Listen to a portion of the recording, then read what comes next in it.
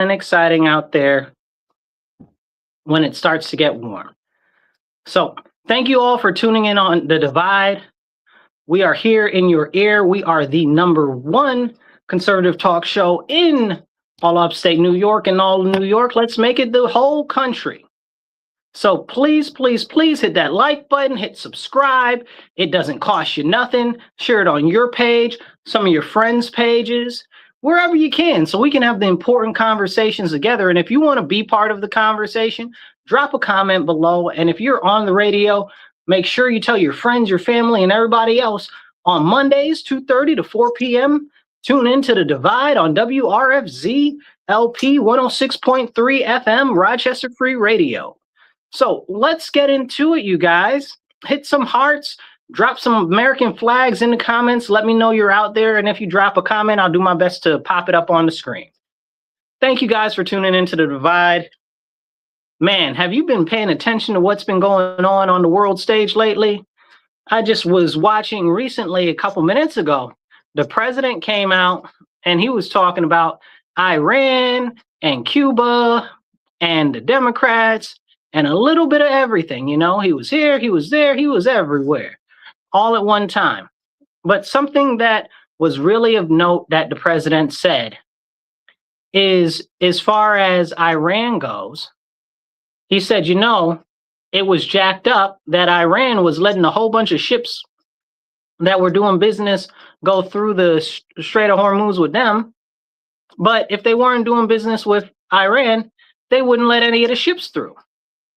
And he said, that's wrong. And he said, if that's the way that they want to play, we're going to lock down the whole strait, and we're only going to let the people go through that aren't doing business with Iran. I said, that's wild. He said, you know, I'm the captain now. He didn't say that, but that's essentially what he said. You know, Iran said, well, we're going to do a blockade. He said, well, I'm going to do my own blockade because we're America and that's what we do. And that's kind of been what the issue with Iran has been. You know, we've got a number of different people in the Iranian government that nobody knows who's in charge, right? So this is something similar to what happened in Gaza, right? And it's a different situation, but a similar situation.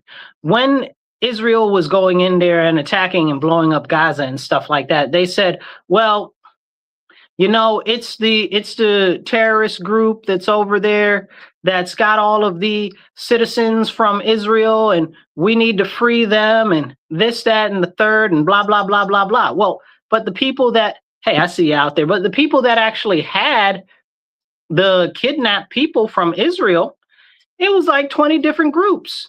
So they're like, yeah, it's Hamas who has all the people, but it wasn't just Hamas. It was all these other different little ragtag groups, all vying for different bits of power, all vying for their own little bit of power so that they can control their little territory, right? And this is what happened. And what did Israel say? Israel just conflated them all together. And that's kind of what we're seeing right now as the whole infrastructure in Iran goes, as far as the people who were in power. President's gone, Ayatollah's gone, most of the cabinet is gone, most of the security force is gone, head of the police is gone, national police, they have national police over there, head of the police is gone, head of the army is gone, everybody's gone, gone, dead. So what happened?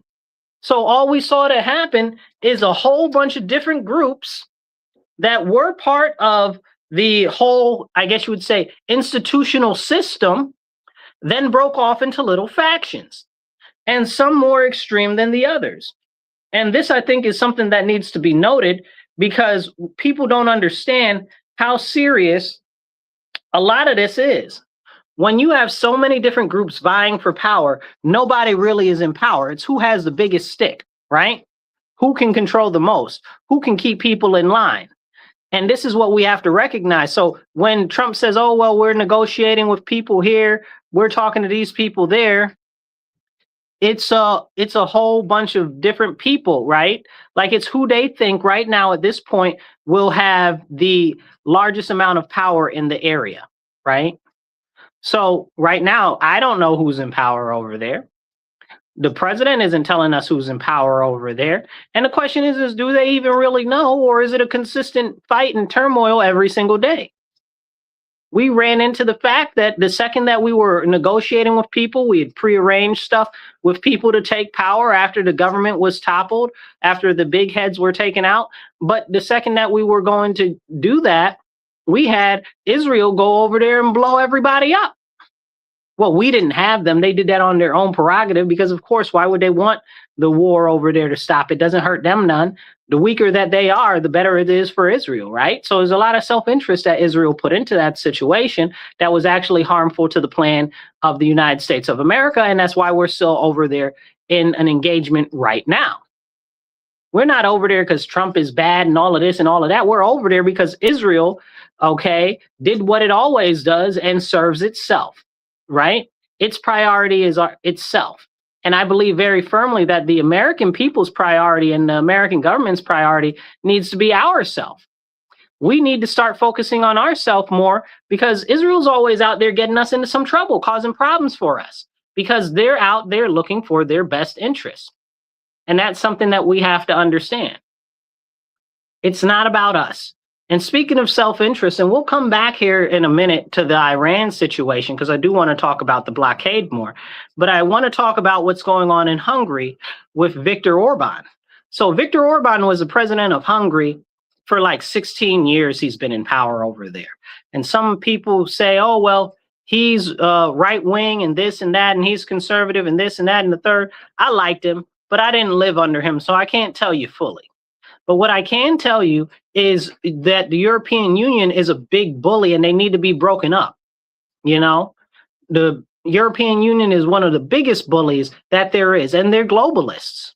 So they try to bully smaller countries like Moldova, like Hungary, like Slovenia, or is it Slovakia now? I don't know. You know, the names change every 10 years. Who can even keep track? But in all of these other littler countries that kind of want to have some business dealings with Russia because Russia supplies a lot of energy for them, right? Russia has closer ties to them because it gives them the ability to have more freedom. When you're in the European Union, even though you're your own nation, you don't really have much say in what goes on.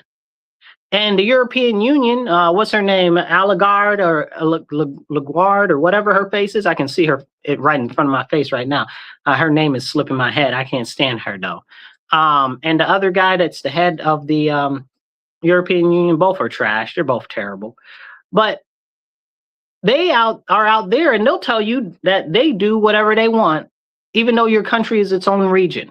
This is why Brexit happened and why England pulled away from them, because they felt like they were being manipulated, like they were being underserved, and like their voices as a country were not being heard.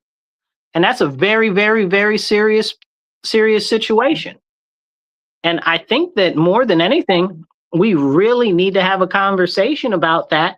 And we need to talk about the breakup of the European Union, because they're nothing but globalist trash garbage.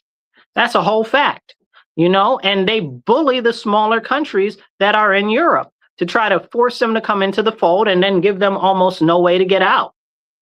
They did this with Hungary. So what happened with Hungary and what really ended up driving Orban out? So you've got George Soros and that other guy, I forget his name, Herner, I can't remember how to pronounce his name, but it's like a German-Austrian name. So, but anyway, you had these guys that are really ultra wealthy trying to basically overthrow the government in Hungary. They did it in Moldova. They did it in Slovenia. Is that Slovenia? I forget what it is actually called. So drop it in the comments if it's not the name of the country now, whatever it is. They've also got the situation with Moldova, and now Moldova wants to be part of that. Like they want to the president of Moldova now wants to give up the autonomy of their nation and combine with another nation. And even though it's not popular in Moldova with her countrymen, because Moldova has had historic ties to Russia, but even though it's not popular with her countrymen, she's like, yeah, we're just going to give up our whole country and become part of another country. Like, who are these crazy people that are being installed over there? And why are we not able to have a conversation about that? I think that this is very concerning, seeing the tighter grip of the European Union, which, as far as I'm concerned, and anybody with eyes can see, they are just the rebirth of the Nazi Germany. You know, this is exactly what they are. And you can say whatever you want, but look at what Germany wanted to do. What did Germany want to do? Unite Europe under one banner, right? What did the European do? Unite all of Europe under one banner. That's the same thing that the Germans wanted, right?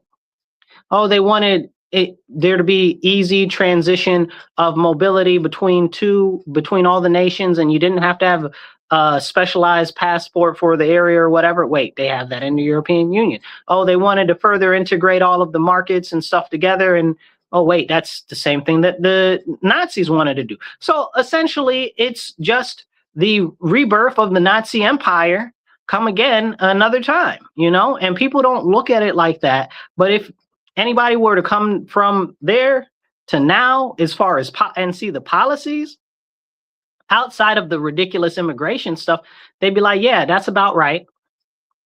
And that's a serious issue. And there needs to be a serious conversation about that at some point. So when we look at the United Nations and what Europe's doing in the United Nations, and when we look at what's going on in the, what do you call it, NATO, and what's going on in NATO and how the US is being underserved, it's no wonder the US is pissed off at NATO, right? I can't stand NATO. I never have. I don't like globalist world powers. There can only be one world power, and that's the United States of America. I don't care what you say. I don't care if you call me an imperialist. I don't care if you call me, what is the other word? What is it? Is it jingoist or whatever the case is? All of those things. I don't even care. Because the fact of the matter is there can only be one.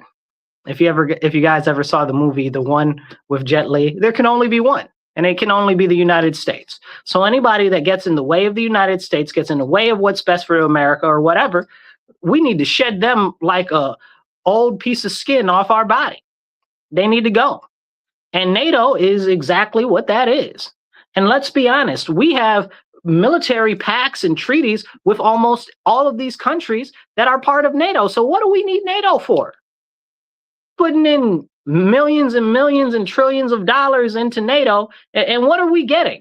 You understand what I'm saying? We already have military pacts with these people. Why do we need to be paying for NATO?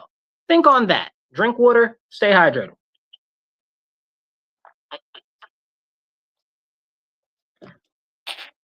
Drop a comment below, and we'll try to pop it up on the screen as we go, be part of the conversation.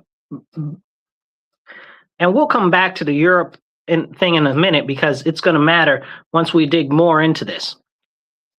So what we've got going on with the Iran situation and the blockade there is very interesting, right? Because, well, what is going on in trade? There's a lot of different ships that go through there, right? Doing different things and stuff like that. But largely it's about oil right there. Largely it's about oil. Of course, it's about some international trade of goods and stuff like that, but largely it's about oil. So where are these countries getting these ships from that are going in there? Or where are they going to?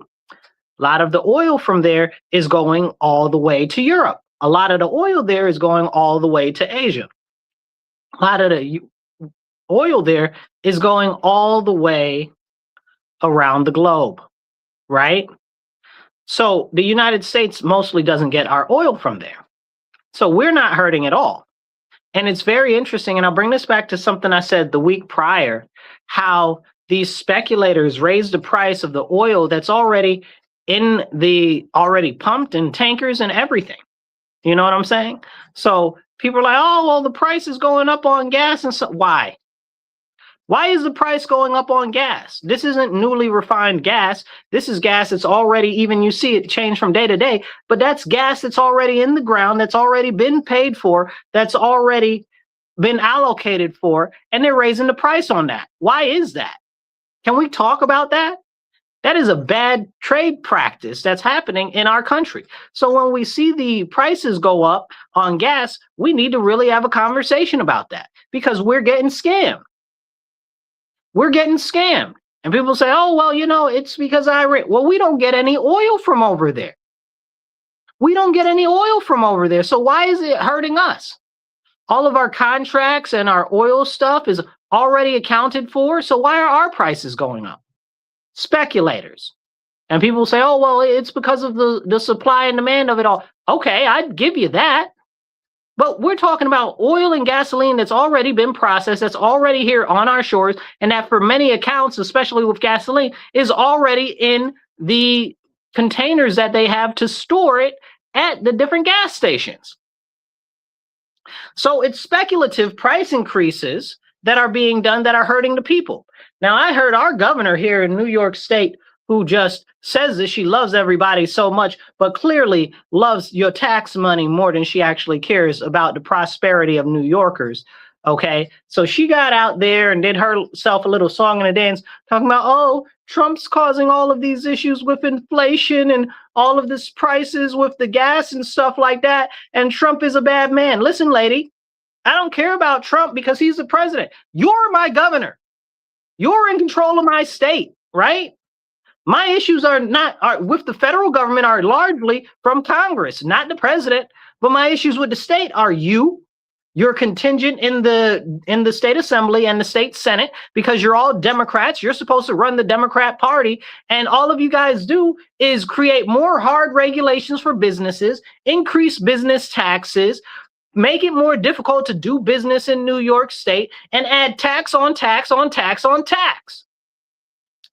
And it was crazy because last year she said, oh, well, you know, we took a lot more in sales tax than we thought that we would. So we're going to give people checks back.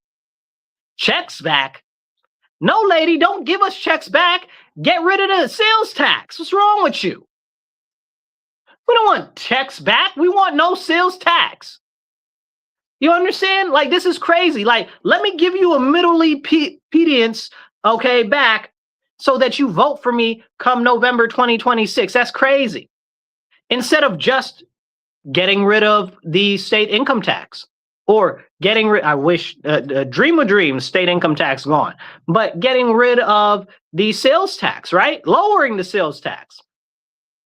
Sales tax is roughly 8% in New York State, right? Make it 4. Make it 2%, right? Make it something real good for us. Don't tell me, oh, well, you've raised more money than you thought you were going to do. You mean you stole more money than you thought you were going to get? That's what you're telling me. So lower the taxes. Same thing with the thruway, which always bothers me so bad. We got these tolls on the thruway. The tolls were supposed to be gone before I was born. You know, when the tolls originally got put up, they said, oh, we're only going to do the tolls for X amount of years because it's only going to be to pay for the building of it. They paid it off like 20, 30 years ago, 30 some years ago. Like, why are we still paying throughway taxes? But this lady gets up there, Kathy Hochul, she gets up there and says, oh, well, I care. And Trump's the bad person that's doing all these things to you. No, he's not. Look at the cost of food in New York State, right? We've got some of the greatest agriculture this side of the Mississippi in New York State, right? And what has the state assembly done? What has the state senate done? They've done everything that they can, and somebody mentioned ORES. They've done everything that they can to make it more difficult to own and operate your own farm, especially if it's a smaller scale farm. They've destroyed the beef farming industry in New York State. They've destroyed most of the agriculture in the industry in the New York State, and they're making it harder and harder every single day. They're closing up butcheries and small animal processing services. They're making it harder for them to do that, and that increases the price of meat, food, and meat, agriculture, and dairy. But can we have that conversation? Like, I feel like, you know, hey, it's just me talking and thinking out loud, but if you really cared, maybe you would relieve some of the burden on the agricultural industry if you got the audacity to talk about the price of food and goods. Just me. Just me thinking out loud, because, I mean, that might just be too much like right. That might just be too much like right. And this is a serious, serious issue. So when we have this conversation, we have to understand that the majority of our problems are not from the president. They're from the state that we live in. You look at the Virginia, right now, the Virginians got taken over by the Democrats in the last election in November. And now they're suffering from all types of new, crazy, and fantastical taxes that are automatic, that are all of a sudden coming out, right? So why is that happening? What is up with all these new taxes that they have now? This is a problem. This is a serious, serious problem. Now they're like, oh, woe is us for voting for these Democrats. The Democrats are taxing us too much. So this is a problem. And how come we can't have that conversation? That policies matter, that the policies that these people put into place and people don't understand what they do, but they sound good. That's what's causing us all the suffering, and that's part of the biggest issue. Now, somebody said that I need to go back to civics class because I don't know what I'm talking about. It's late stage capitalism. You have no clue what you're talking about. You're spitting talking points, but it really sounds good. It really sounds good what you're saying. Oh, well, this is the problem, that is the problem. Anything not to hold the people in political office that you associate with your personal beliefs accountable. You won't hold them accountable.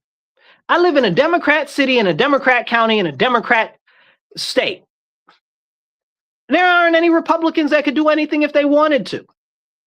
For almost 35 years, the Democrats have had a supermajority in the assembly, right? I think it's 30, 28, something like that. They've been the majority in the Senate for like the last 10, 15 years.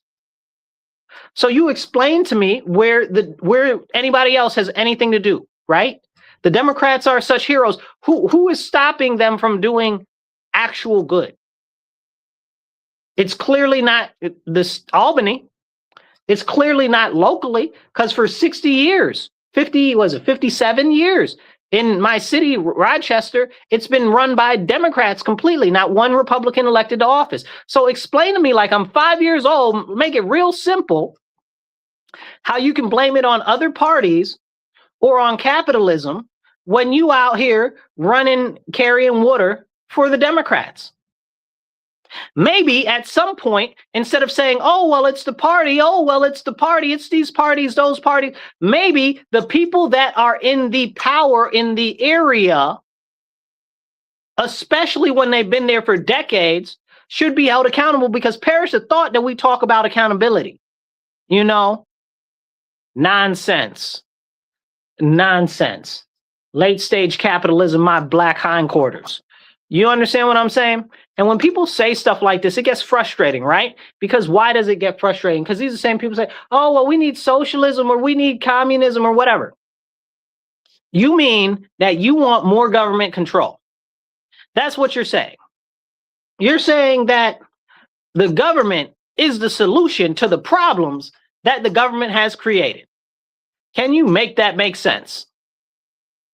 See, and this is the problem with all of these stooges out here running amok, talking about communism and socialism are the solutions. No, both of those are the same thing, which we've talked about at length before, but both of those empower the government more and more and more. The government is and always has been the problem. We were warned upon the foundations of our nation that we shouldn't let the government get too much power. That's why we have the Bill of Rights, but we still let the government go run and do whatever it wants and just erase the Bill of Rights whenever it wants to. Look at the Second Amendment in New York State, right? How many in the last, let's just call it 5 years, how many cases have gone to the federal Supreme Court, the United States Supreme Court, SCOTUS, have gone there and they were like, listen, these laws are illegal. What you're doing to the Second Amendment, it's wrong. They just they threw out the open carry denial in California, right? So they said open carry is part of your constitutional Second Amendment. So that just got thrown out. So you think that they're going to allow constitutional carry in New York State or California now because of that? No, because these people in the state government, largely in New York and California, since those are the examples I'm using, especially in the Second Amendment, because that it's usually these Democrat states that are stripping away the Second Amendment. But they're like, we're not going to do it, even though the Supreme Court of the United States of America said so. We do what we want. We don't care about the federal constitution, and that's crazy because our governor, Kathy Hochul in New York State, has said that she doesn't care about the Constitution. She does what she wants. And that's wild to me. That's wild. Hit the like button, hit the heart button. It don't cost you nothing, and hit the share button. If you are not subscribed or following now, hit the follow button, hit the subscribe button real quick.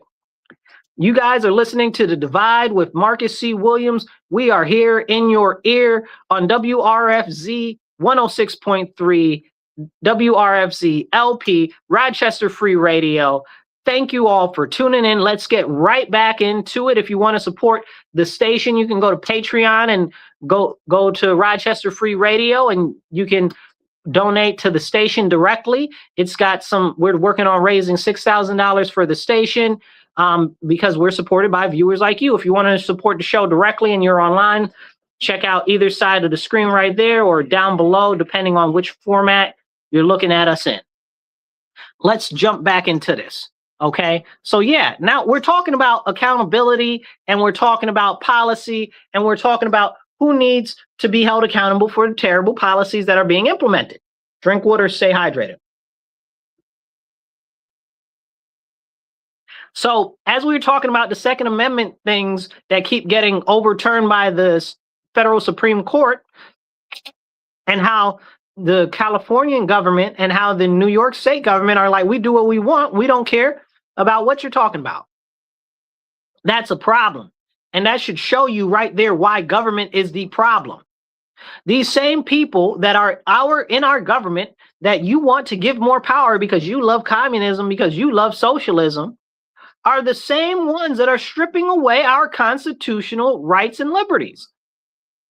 And let's be clear, that is a problem. We were warned by George Washington. We were warned by, Samuel Adams. We were warned by Benjamin Franklin. We were warned by Thomas Jefferson, even though Thomas Jefferson was a little more in favor in giving the government some power. But we were warned by essentially all the founding fathers of what happens when the government gets too much power. But can we talk about that? Can we talk about that? Somebody says that they left New York State because of the red flag laws and stuff like that. That's a serious problem. Don't get me started on that, because the red flag laws are unconstitutional. But more than that, they're not just against the Second Amendment. It's a legal search and seizure, right?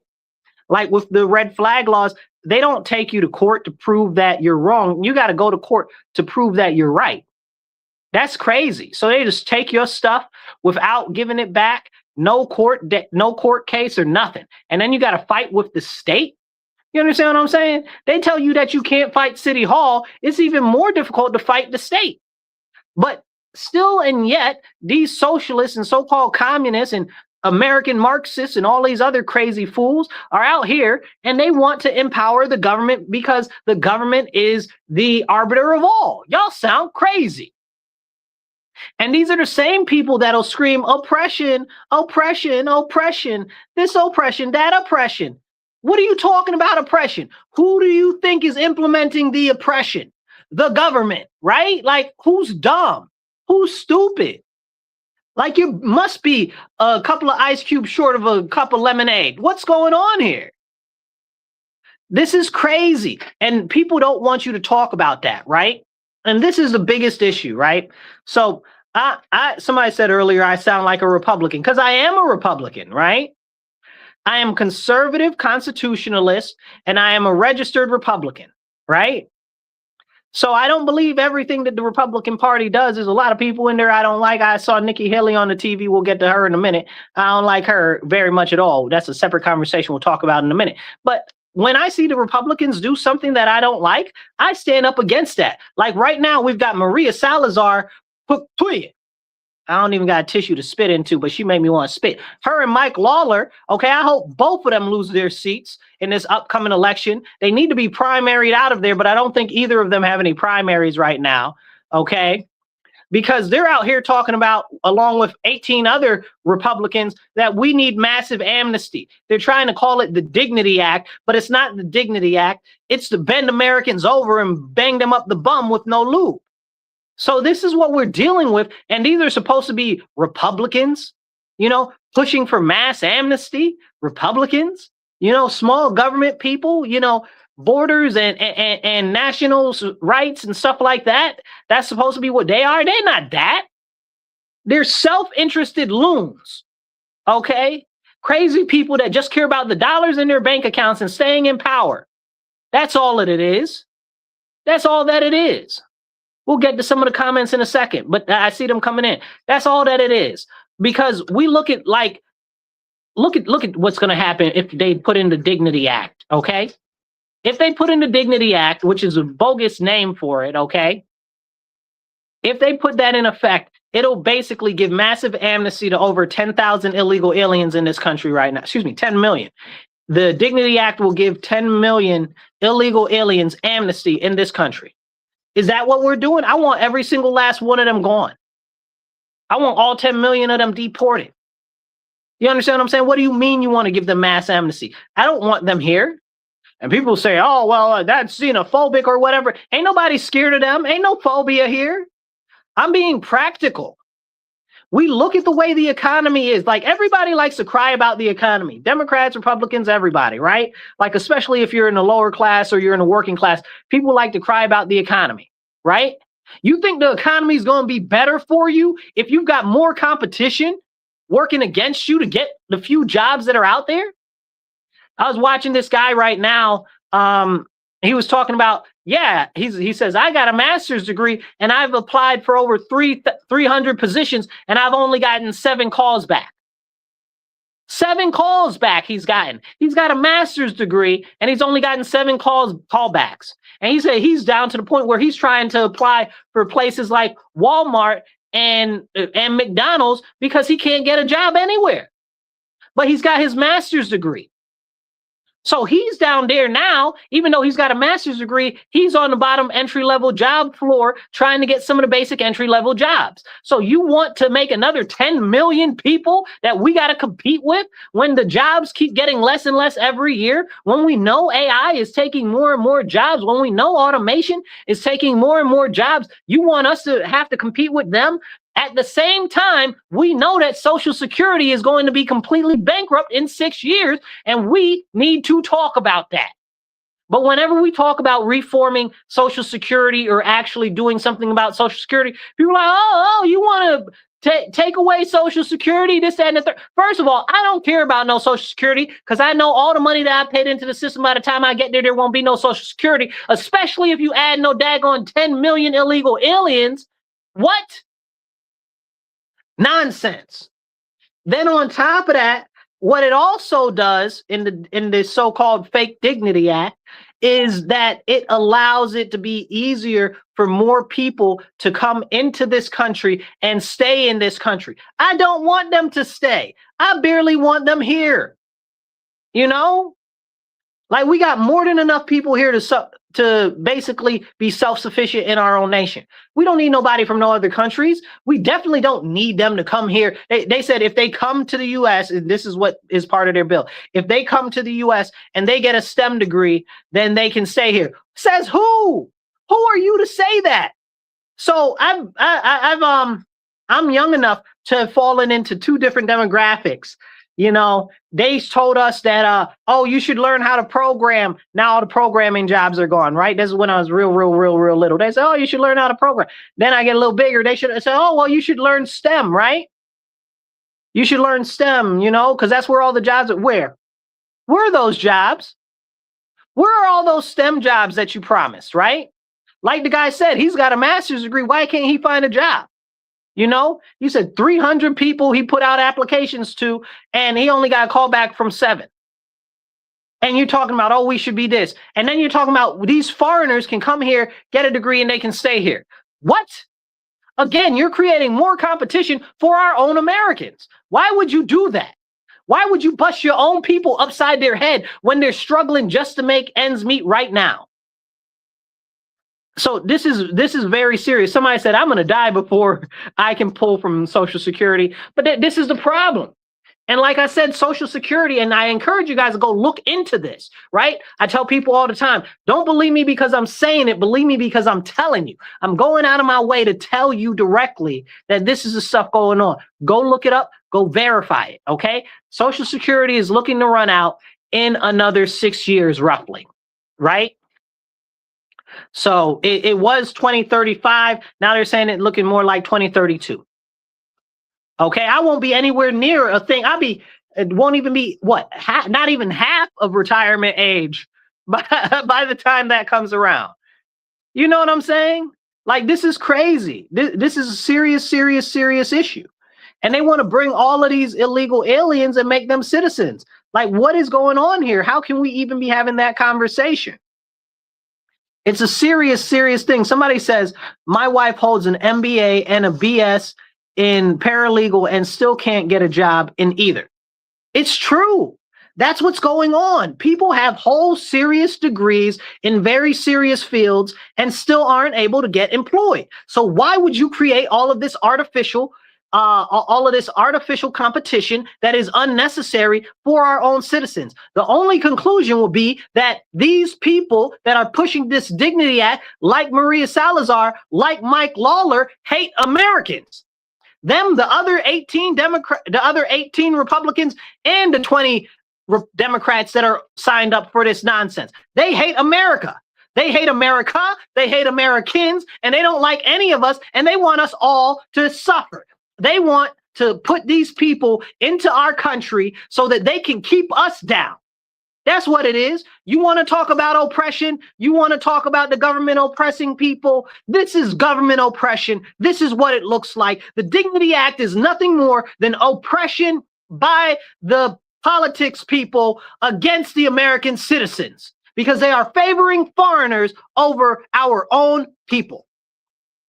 Let's hit some of these other comments here. We got a ton of them rolling in. Hit the like button, drop some hearts, or even some American flags in the comments. Okay, hit the subscribe button and hit the follow so we can get this message out to more people. Somebody said the Democrats wrote Social Security back then when it was 1% of the people who lived past 65. And yep, that's true. That's what happened with Social Security. They never expected that many people to actually pull from it. And we have to be honest about Social Security. Social Security is a Ponzi scheme. It's a Ponzi scheme and a pyramid scheme at the same time. The pyramid only works if there are more people on the bottom than there are on the top. The Ponzi scheme only works if there is more money that keeps coming into the fund. But the Democrats decided under Obama to raid the Social Security Trust, so then we couldn't even do that anymore. Do you think they ever put the money back in the Social Security Trust? Absolutely not. Drink water, stay hydrated. So this is the problem. When they took the money out of the Social Security Trust and it didn't go back in, essentially what it is the Social Security Trust is an investment account, right? That makes more money, so there's more money for Social Security. And when you take all the money out of the Social Security Trust or start taking money out of it, that means you've got less money that you can gain interest on, which means that then there's less money to go around. Then we also have the inversion of the pyramid itself, which is set up because what's happened is they've told everybody to kill their babies because it pays them well, right? That's what they've been telling us for decades. Kill your baby, abortion, abortion, abortion, have an abortion, kill your baby, this, that, and the third. And people say, oh, well, abortion is a woman's right to choose. I'm not here to argue that with you.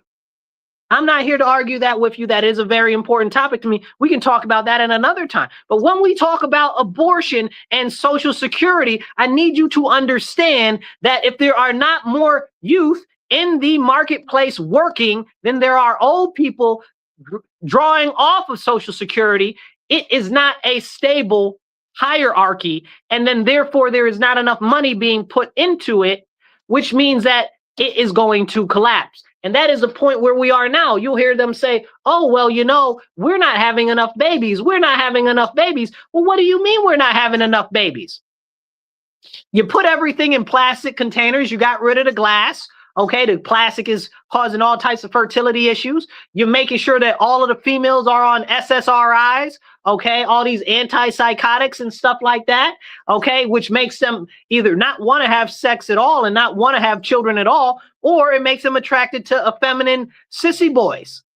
Like, can we talk about that? Then you've got all of the abortion chemicals and all of the, what do you call them? The birth control drugs and stuff like that going into the water system, which there is not one water system treatment plant in the US, as far as I know, that filters those things out of the water system. Okay? So if you were to go get a cup of water from your faucet right now and you were to test the water in your faucet for birth control, you'd have all types of birth control in there.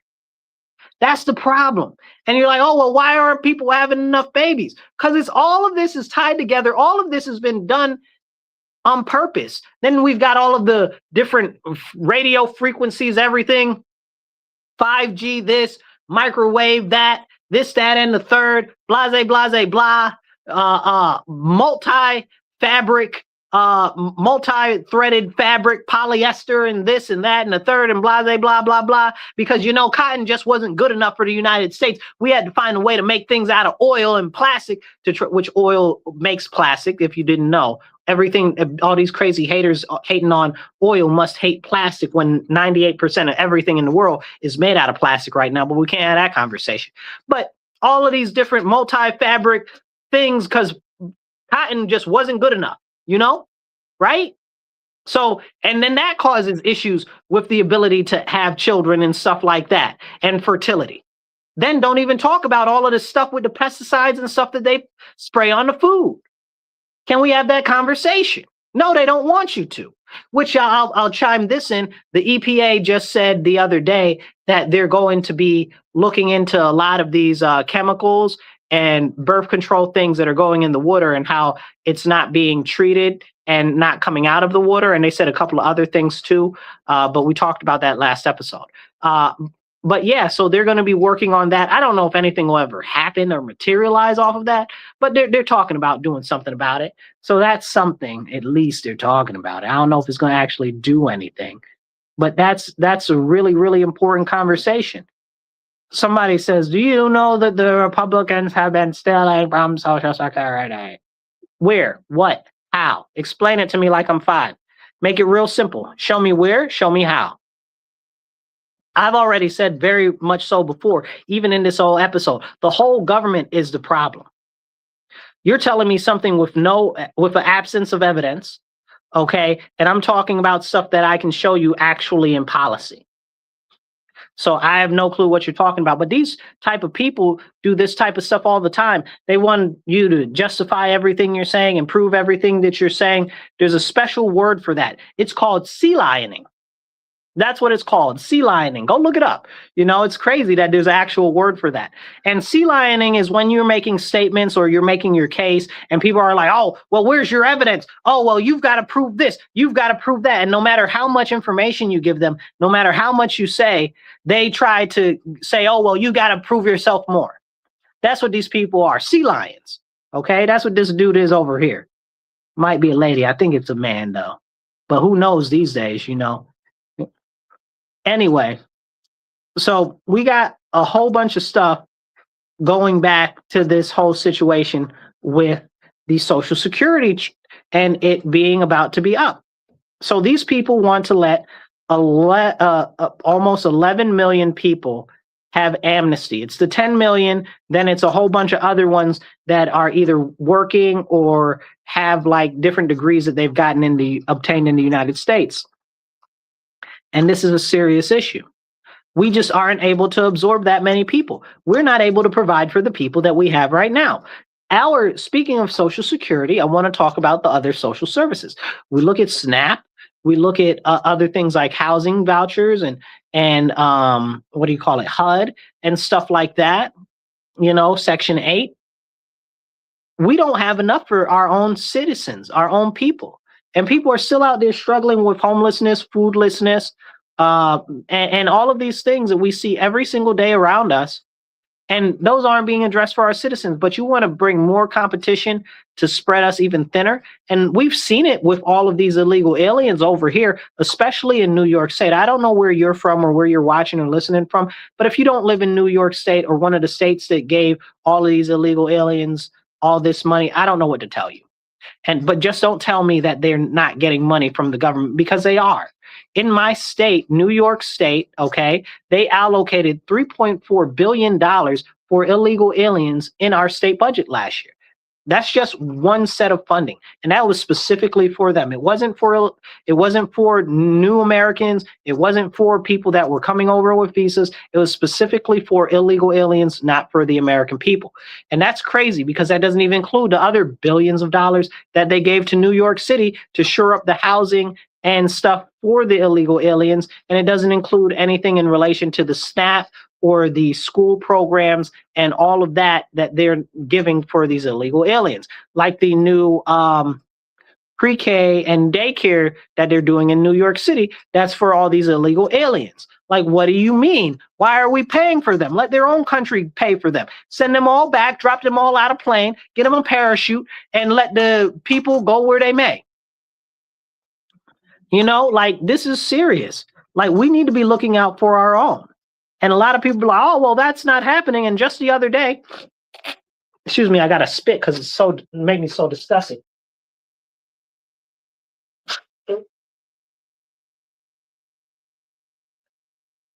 And just the other day, Chuck Schumer was talking about how, oh, well, you know, all of these illegal aliens, the way that they're doing the budget now, there won't be any money for them anymore.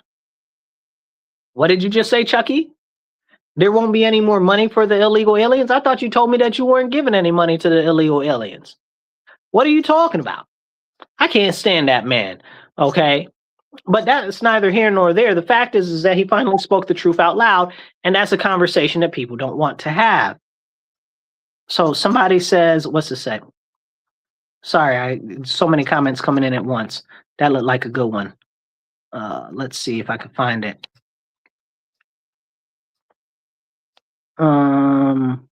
Somebody said your Republican dad voted to give them amnesty. Again, I don't know who you're talking about. You got to really be more specific. And nobody that I know voted for amnesty for anybody. So if we're talking about what's happened previously, this, that, and the third, when it goes back in history, I'm not talking about historically. I'm talking about what's going on right now, and the issues that it's causing, and the issues that it will indelibly leave on our nation. So that's what I'm talking about. So if you're talking about something, we're talking about the immediate present, and we're talking about what's coming forward in the future. Somebody said give them a parachute. You know, somebody told me the other day we should just not even give them a parachute. I was like, that's cold-blooded. Oh, somebody's talking about George Bush, I guess. The Bushes, and does that say Washington? You know, you got to be clearer with your comments, because I get so many comments. I'm just gonna have to overlook it. Somebody said Obama. So, but this is what we're having a conversation about right now, is the Social Security and the strain on social services that these illegal aliens are bringing, and how much more serious it's going to get if this amnesty thing gets passed that they're calling the dignity bill, right? So the issues with the public assistance is not only that, look at all of the fraud that we just saw going through Minnesota, or the fraud that we just saw in California with all of the healthcare agencies, or the what do you call them, the daycares, or the hospices, or the what do they have? The ones in New York City where they have the adult elderly living centers, and essentially what they are is they're like day centers for adults, right? Like, so it's like Boys and Girls Club for elderly, right? Like social centers or stuff like that. In New York City, none that are open. All of that's fraud, okay, to the tune of millions and billions of dollars. That's a serious conversation. What are we doing about that? And largely that's operated by the Chinese. You got the Chinese in California, and what do you call it? The Eastern Europeans in California, out there operating most of the corruption out there. Then you got the ones in Minnesota, all the Somalis, you know? And that doesn't mean that there aren't other people out there. That just means that there are large groups of those individuals that are out there that are doing this. So this is very, very, very, very serious. And we need to have these conversations. But it's scary because people like to try to cop out and say, oh, well, this isn't an issue. That's not an issue, whatever, whatever, whatever. Okay, it might not be an issue for you personally directly, but it doesn't mean that it's not an issue for all of the rest of us. And it doesn't mean that it's not a very serious thing that we should be talking about. And that's really, really, really the biggest issue. Now, I do want to go back. Is this the one that I was looking for? Yep. So here's one. This is a good one. I can't read it because the screen is too small or whatever the case is. Let's see. It says Planned Parenthood was put on the Black communities because Democrats wanted to kill Black babies to control the population. Now, this is well known and this is well documented. But they don't want you to talk about that when you talk about abortion and you talk about Planned Parenthood, or you talk about the founder of Planned Parenthood, who was Margaret Sanger, who not only said openly that she wanted to push and promote abortion because she wanted to get rid of the Black race. Her husband went down in Puerto Rico and did horrible, terrible testing on the Puerto Rican women down there, okay, causing sterilization of thousands of Puerto Rican women intentionally, not even letting them know. So this is what goes on when we talk about abortion, right? Like, and again, I'm not debating with you whether or not abortion is a good thing or should be stopped or anything like that, because abortion is murder straight up. If you are okay with murdering an innocent life that has done nothing, that is something on your personal soul that you are going to have to take. May you be judged for that, okay? Because that's crazy, wild. That is so many people's defenses. I can't get behind that. But if you believe that murdering an innocent life is your prerogative, that's what you believe. Just don't try to sell me any other lies surrounding it. Oh, it's this. Oh, it's that. Oh, what about this? Oh, what? And I'm not trying to hear none of that. You like to kill innocent people. I got you. That's all. Now, when we talk about the conversation that we're having here, because it's not about abortion, it's about the fact that they promoted abortion, which killed off, I think we're at something like, since Roe versus Wade first went in place, something like 70 million almost babies murdered. 70 million? What do we got? A population of 320 million maybe? So if all of those babies were murdered, how much more people would we have that have been born, right? If you think, just take half of that, right? Say maybe 25 million people had babies. You say just divvy it up, 25 million, each one had one. And then you're talking about another 25 million people, right? But we're talking about for decades, this has been going on. So how much more children? Because children happen exponentially, right? Because two people have 2 or 3 people or whatever the case is. How much more could we have had as far as population goes? This is a very serious conversation, and it's very much so worth being had. We need to make sure and understand that we need more people. Like, that's it. We need more children. We need more American children, like real Americans, not these foreigners that come over here, have these anchor babies, or they rent a womb and they buy a baby. Like, that's a whole nother conversation. The Chinese are doing that something fierce here. So are the Indians, which is weird because the Indians haven't traditionally done that because they just got so many people already. But that's a little bit of weird thing that I'm starting to see from them. All right. That's something at some point somebody should look into that. I don't know what's going on with them, but I don't think I trust them too much. But the Chinese are doing that. And that's a serious problem. That is a serious, serious problem. And we've got the birth tourism, right? Like, people get pregnant, then they come over here and then they have babies and now they're citizens and now they try to bring all of their rest of their family over because it's an anchor baby, right? And this is what the problem is. And we need to have these conversations because none of it is actually benefiting the American people. How is that benefiting the American people? That's not benefiting you. That's not benefiting me. They don't share our values. They don't share our heritage. They don't share our lineage. They don't share any of that. They don't share any of that. And I very firmly believe that nobody should be in any sort of a public office if they are not at least third generation American, because they need some ties to this land. They need to understand how our American collective culture is. And all of these people out here promoting all of this nonsense, oh, well, it's the differences are our strengths. You're an idiot. You're an absolute fool, crackpot. Okay, differences are our strength. You sound retarded. Okay, no, what do you call it? I'm pronouncing it wrong. Homogeny, homogeneous. There's another word that's similar to that I'm looking for. It's not coming out of my head right now. But homogeneity, that's close enough. You know, that's what we need. We need people that more so share the same type of culture, share the same sort of thoughts and stuff like that. We need more of that. One collective culture for our nation. That's what we need. That's good. That's important. That's how the Chinese became so strong after the whole division and sick man of Asia nonsense that they had going on over there. It's also how they united Japan, Japan became united. You know what I'm saying? It's also how all these other countries and stuff like that built empires and stuff like that became united. Look at the different smaller states that used to be part of England. You know, all of them, even though they're very diverse, they very much so share a similar culture, even though now that's all being erased because they're importing all of these people from the sand countries and from Africa. It's crazy. And that's a serious issue now. But we need to have these important conversations because, you know, it's really, really problematic because people don't want to have those conversations because they feel like, oh, well, if I say something, somebody will judge me, or you don't have any place to make a judgment on it. Who are you to tell me what I should and shouldn't do? Right? Isn't that what you're telling me?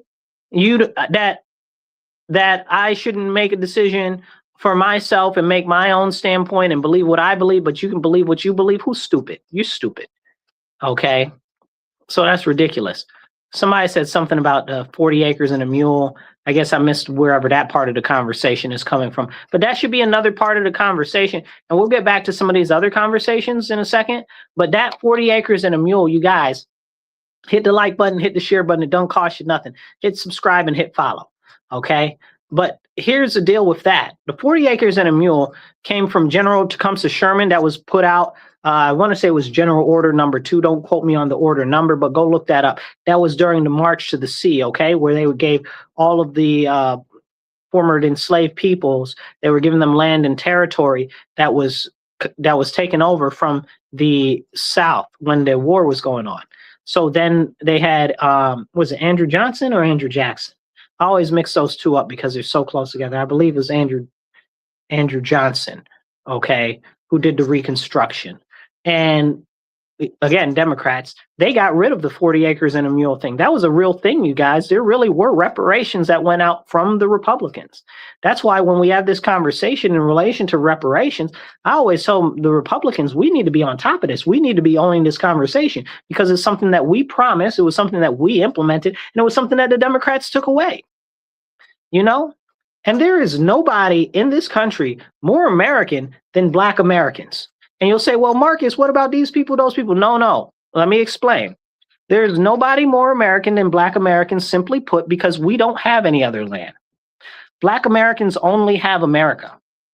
We don't have any ties to Africa or lineage in Africa. You can't tell us that we're from any part of Africa, even though people say, oh, well, you should take a DNA test and shut up. Don't be stupid. Everybody's from Africa at the end of the day. Isn't that what they say? So even the Scottish, you should tell them they're from Africa. Go back to Africa, right? But anyway, again, Black Americans, we only have this land. You know, they say, oh, well, Black Americans built this land. That is very true. In the first manner and in the second manner, especially after the Reconstruction, when Blacks went to the Northeast and around where what we now have is the Rust Belt, but used to be the Industrial Belt, okay, and did all the jobs and built all of the buildings and stuff like that. Okay, so that is true. But there's no more integrated than Black Americans. And what do they try to do to Black Americans? And this is the important part, so hold tight, don't drop off. The important part is look at how they do Black Americans. All we know is this land. All we have is this land. And what do? Consistently try to beat us down and try to erase us, right? They try to erase our lineage. They try to erase our heritage. They try to erase the richness of endeavors and innovation and things that we have done in this nation to tell us that we are not just disadvantaged, but we are oppressed. And that's what they tell us. You know, so when you look and you say, oh, well, that's what they're saying to Black Americans, well, it's no wonder why they beat up on the white Americans the way that they do too, right? Because if Black Americans only have America, and now the white Americans are not WASPs anymore, it's not white Anglo-Saxon Protestants, okay? It's everybody, right? Italians, the Irish, Scottish, the everybody that looks pale, right, is considered white. Even the Spanish people are considered white, right? So you look at how they do Black Americans, and then you wonder why they do white people the way that they do. Because y'all let them get away with it with Black Americans. And now you've got people out here telling us that, oh, well, if you're a heritage American, you're not more American than everybody else. Why are they saying that? Why are they putting that out there? Because these same people are the people that want to bring all of these foreigners and illegals here and stuff like that and promote the disambiguation of what is America. They want to strip America of its Americanness. I just made that up, but that's the way that the word works now, isn't it? Okay, so that's what they want to do. They want to strip America of its Americanness. You know, no more apple pie, no more baseball. You know, they don't want any of that.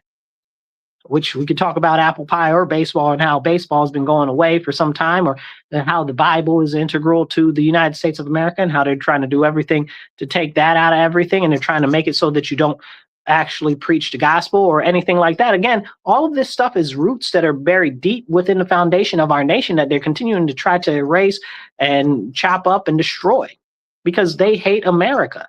These people hate America. They only care about themselves. They only care about power, and they only care about self-righteousness. Okay? And it's the lot of them, right? So it's not just the people, the crazy socialists out on the street or the communists or the left. It's also a large number of an amount of the people that are in politics, period. That are in politics, period. Because they don't care about the American people. They care about themselves. They care about their own bank accounts. They care about their own families and stuff like that. Hit the like button, hit the share button. It don't cost you nothing, and it helps the algorithm. Drop a comment, hit share, and hit subscribe, okay? Or follow, depending on what platform you're on. So let's get back to the conversation about reparations and about the Reconstruction. And I know a lot of people don't want to hear about that, and they're like, well, we don't want to talk about that because that's not right, and I'm white and I didn't ever own any slaves. Listen, you're missing the important part of the conversation. The important part of that conversation is reparations are something that were promised by the Republican Party. The Republican Party actually implemented reparations, and then the Democrats during the Reconstruction got rid of the reparations and stole all of the stuff from the people and didn't finish distributing it. Then we could go in and we could talk about the Homestead Act and other things in relation to that, but that's a longer conversation and not the point I want to make today. But I want to touch on that because what's happening with the conversation on reparations today? Now we've got all of these people out here talking about, oh, well, we want reparations for the Caribbeans and the alphabet people. And reparations shouldn't just be for Black Americans. Hold on. What do you mean reparations shouldn't just be for Black Americans, that it should be for Caribbeans that have nothing to do with the history or foundation of America? What do you mean that reparations should be given to alphabet people? What do alphabet people even have any conversation in the conversation of reparations? Now, and I bring this into perspective because when we talk about the reparations, what's being done with reparations is the same thing that they always do to the Black community. They always use the Black community as a Trojan horse. Whatever we're fighting for, maybe it's civil rights, maybe it's better education, maybe it's better water treatment plants, whatever it is that we're fighting for as Americans, as American citizens, as Black Americans, the left and the evil tries to latch on to what we're doing and push their own agenda. Like alphabetism. How is all of the, when we talk, there's the Urban League in Rochester where I live right now, and they've got a thing they do called Interrupt Racism. I got a lot to say about it. Not going to talk about it the way I want to today, but they've got a thing that's called Interrupt Racism, right? And they're talking about, oh, well, we're doing a special thing on alphabet people. What do alphabet people have to do with racism? Nothing. Nothing. Alphabet people aren't a race. What are you talking about? So disrespectful. In Urban League, if you know anything about Urban League leans towards Black American focus. At least that's supposed to be their focus, which is a whole nother conversation. Okay, but they're talking about alphabetism and interrupt racism. What does that have to? Nothing. Zero. Again, using Black people as a Trojan horse to push this agenda that's not only anti-American, again, because this is when they're anti-Black, they're anti-American. I'm trying to tell you, you got to connect the dots here, people. Okay, it's not what you think. They try to make it like it's Black or like it's white. It's not. It's all about anti-American and anti-God.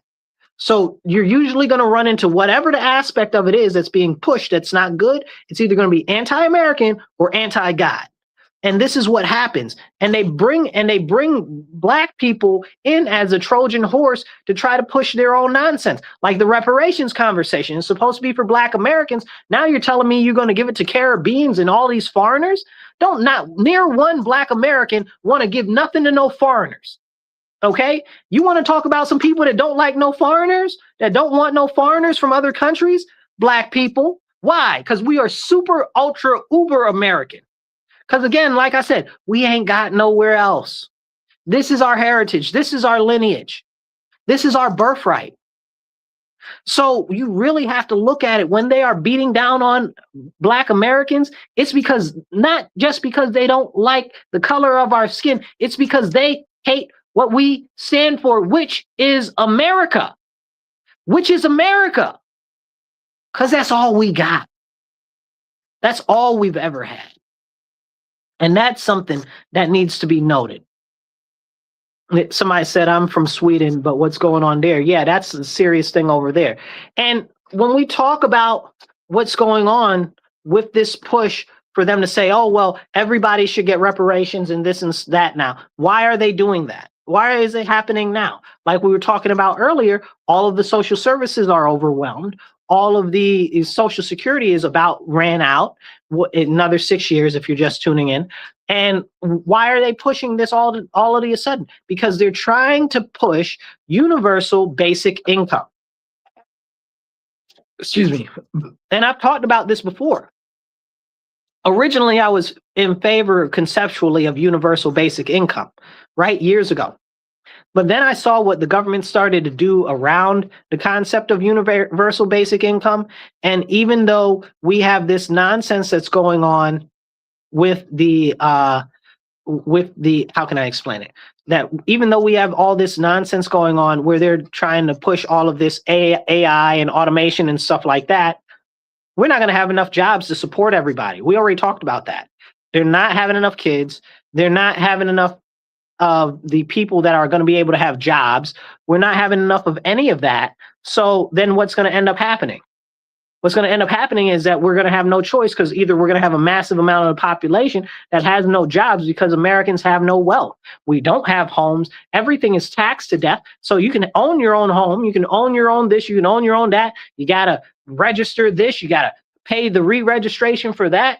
You got to update this. You got to pay the taxes and pay the insurance on that. You never really own anything in America anymore. And that's part of the real serious issue.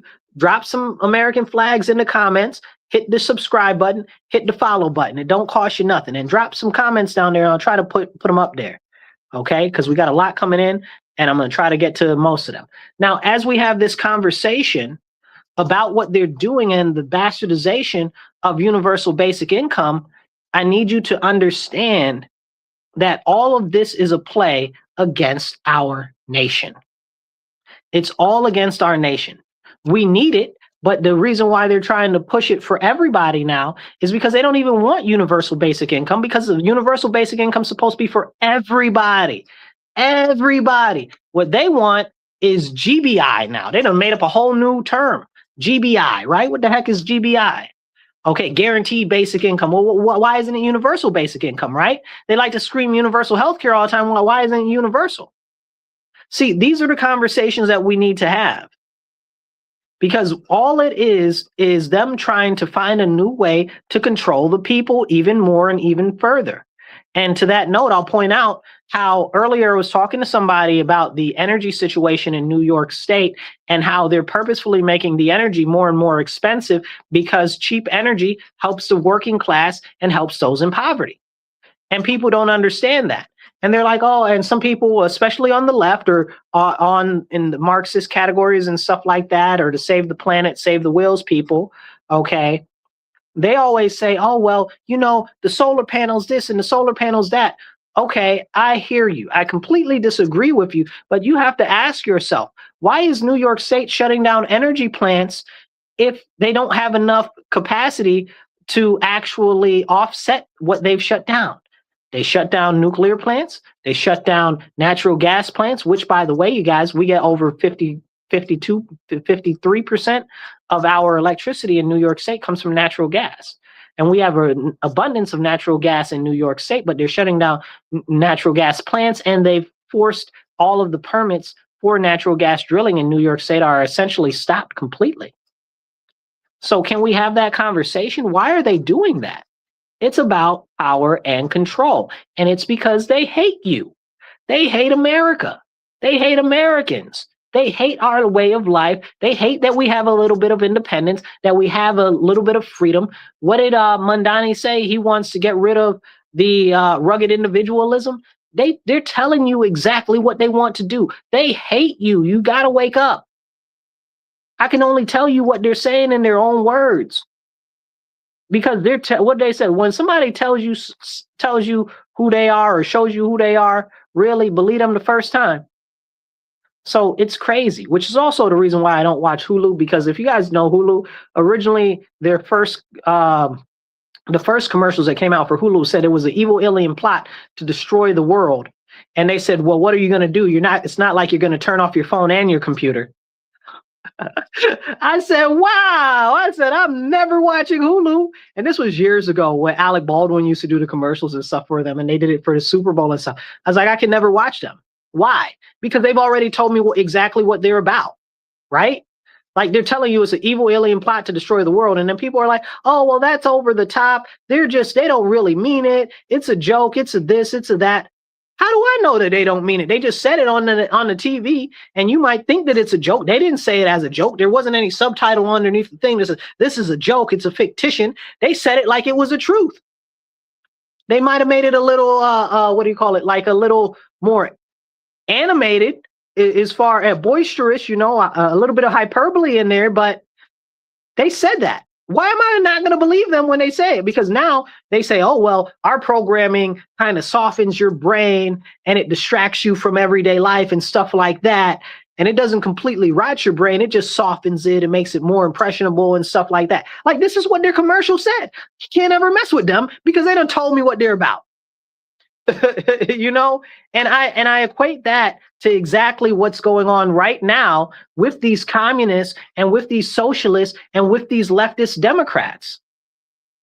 You know, and it's people don't want to have these serious conversations. Now, you explain to me how Republicans started with the reparations, the Democrats got rid of reparations, and now Republicans are letting Democrats run the conversation in relation to reparations and don't even want to have part of the conversation. Make it make sense? I don't know. You know, these people out here scary. They so scary, they scared of their own shadow. They won't do nothing. That's why right now we need the SAVE Act passed, and they're not doing that. And we wouldn't even need the SAVE Act passed if they'd actually enforce the Constitution. Perish the thought that we actually have elected officials that stand up for the Constitution. Oy. You know, ridiculous nonsense. But are they passing it? Where's the SAVE? Why isn't the SAVE Act passed yet? What's going on? You know, we already know that all the Democrats hate Americans. We've already established that. So where are all the Republicans? This is the problem. Weak Republicans, you know? And then we've got the other people, the elite establishment Republicans and stuff like that. And the, what do you call them? the technopathocracy, which is a good term. I don't know if that's a real word. I might have coined that term. I'm probably the first person to really coin the term technopathocracy. Technocracy is the people where if there's one group in power, the group that's in power are supposed to be the proverbial experts of everything. And a pathocracy is where you get all these crazy people that only think about themselves and are essentially psychopaths that are running the government. So that's where we are. We've got a technopathocracy. Okay, that's what's going on right now in our country. And it's a serious problem because at the top of the pyramid, like I say all the time, it is both sides. It just so happens down at the lower end, we've got a lot of the Republican philosophies that are still essentially the original Republican and conservative philosophies going around, and people believe in them still. But at the higher level, man, please. Listen, we had Nikki Haley get on the TV the other day talking about, oh, yeah, she was just on CNN yesterday. Oh, yeah, you should vote for J.D. Vance in 2028. Shit, I'm not voting for no J.D. Vance. I ain't never liked J.D. Vance. Okay, you crazy. He's a technocrat. And again, this goes into this what do I call it? Technopathology, technopathocracy, excuse me. That's what we've got. That's the type of government we got. These people that claim that they're the experts, but they're not really experts. They're experts in F all, you know, and that claim that they know so much better than you. And because they know so much better than you, they should run everything and they should do everything. I don't mess with that. Okay. J.D. Vance, Vic Ramaswamy, they're all in it together. They're all tied to all of these companies in Silicon Valley. And we know how Silicon Valley hates the everyday Americans. Mark Zuckerberg, the rest of them, the George Soros is, the, what do you call the guys? What's his name? The Democrat, I'm missing his name. Anyway, it's like 4 or 5 different Democrats that are also in bed with all these people. Newsom, there we go. Thank you. Yep, Newsom. Newsom and a ton of other ones that are Democrats and stuff like that. And even the people outside, like the PayPal mafia, and we talk about them all the time. And I talk about them because I'm trying to warn you, you got to wake up. Okay. We got the PayPal mafia. All of them are South African, right? Then they bring over 180 South Africans. What is it? Okay, but you're telling me that the South Africans are getting beat, battered, and killed, and only 180 or almost, not even, come over here? Who are you really bringing over here? What was that really about? We need to have a conversation. It reminds me of Operation Paperclip when they brought all of the Nazis and the Nazi scientists over from Germany after World War II. You look into that if you're not familiar with that. The same thing is the same situation with South Africa. If you don't know, they're Nazis, okay? Look into the National Party of South Africa and you'll understand more. Really dig into that, okay? And dig into their ties with the Nazis. But yeah, see, this is a serious issue. We need to. Somebody said Project Paperclip, Operation Paperclip, but Project Paperclip. You'll find it all the same. Is exactly what this is. This is like a new version of that, and we need to protect our country. You know, and people are like, oh well, you don't like foreigners or whatever. I don't care what you say. I don't like or do like. I tell you who I do like. I like Americans. I like America. I love my country. I love my people. Okay, and I could give a flying monkey's uncle about anybody else out there in another country. Okay, if Zimbabwe disappeared into the bottom of the ocean tomorrow, I wouldn't even know. Yes, I know that Zimbabwe is on land and it's probably can't fall into the ocean, but you get what I'm saying. You understand? If Belarus fell into the ocean, I wouldn't know. It wouldn't make me none. No, never mind. I care about Americans. I care about American citizens. And anybody that comes over here to America needs to be in love with America, its culture, our people, our way of life. And they're not. All of these people that are coming over here now, we've got all of these people want to remake our country into their image. They want to live like they're in their country over here. We don't want that. And if you like that so much, go back to your country. Go back there. We don't want it. I do like Chip Roy too. Chip Roy's good. Okay. But we don't want that here. Take that nonsense back to your country. Now, to bring this all full circle before we get out of here for the day, and I hit the like button, hit the subscribe button. It don't cost you nothing. Drop some comments and some thumbs up. That helps a lot. But as we were talking about Iran in the beginning and the blockade that Trump is now doing because he's the captain now, I just find that too funny, you know. But He's doing a blockade of Iran right now because Iran was blockading the Strait. So he said, well, you're going to do a blockade? I'm going to do a blockade. So this benefits the United States because we're doing so much drilling for oil and gas in the United States right now. Now we're selling it to the worldwide. We're becoming a worldwide supplier. Before this happened, we were one of the largest suppliers of oil and natural gas in the world. Now we are the largest supplier of oil and natural gas. And if we actually invest more into oil refineries in this nation, they just authorized one to be built, I think like the first one in 50 years or something like that, down in Texas, okay?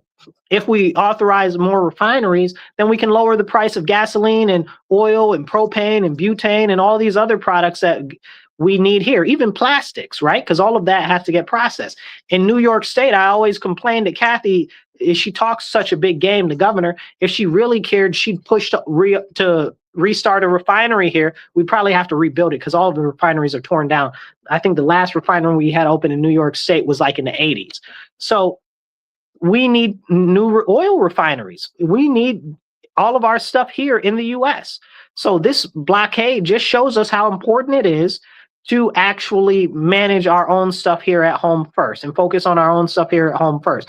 Some of these oil and natural gas companies are about to make a beautiful buck, okay? But the American people, not so much, because we don't have enough natural gas capacity or oil capacity or refinement capacity in the US. We also have the Jones Act, which prevents us from having ships that are from foreign flag to deliver stuff at other ports that are in America.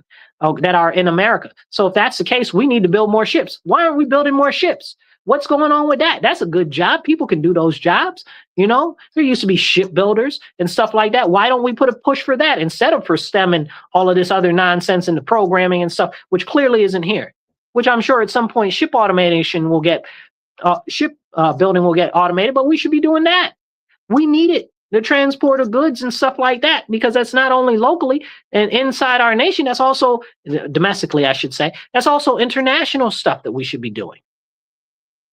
There's all types of advantage that we can get under this administration because of what they're doing. And people are like, oh man, I hate this guy. I hate this guy. Listen, there's a lot of policies. Like I just said, I don't like anything that they're doing with Palantir, which like they're doing the reauthorization of one of the Palantir programs that's called SNAP. Please go look into that. I don't have time to explain it. So Palantir program, it's for the IRS. It's called SNAP. It's big, big bad. Okay, they're trying to reauthorize it today. I didn't realize that was happening. I found that out last night. But anyway, if you're listening online, hit the like button, hit the share button. It don't cost you nothing. I got to get ready to get out of here for the day. Stay tuned. We got some other shows coming up, and you'll see some more of my shows if you're on my YouTube or my Facebook. You guys be blessed and be well. Remember, stand up, speak up, and don't shut up. Take action. All right, everybody online, I love you guys, and we do need to have these conversations. They are ever so important. So if you want to support my work in the show, on either side right here, you can see you can do PayPal. We've got PayPal. We've got, it's MW Real One, $MW Real One. If you want to drop something on PayPal, if you want to drop something, if you want to drop something on Cash App, if you want to do PayPal or Venmo, it's at Marcus C. Williams. And I appreciate anything you would do to help out the show and help out what we're doing. Because airtime isn't free, and we're trying to do more so that we can get the word out there more. We will be doing some more episodes. The Elephant in the Room, my other show, where we do the interviews and we really dig in deeper into stuff that's going on, is coming back soon. It'll be back the week after next, so stay tuned for that. And I'll catch up with you guys soon. Be blessed and be well.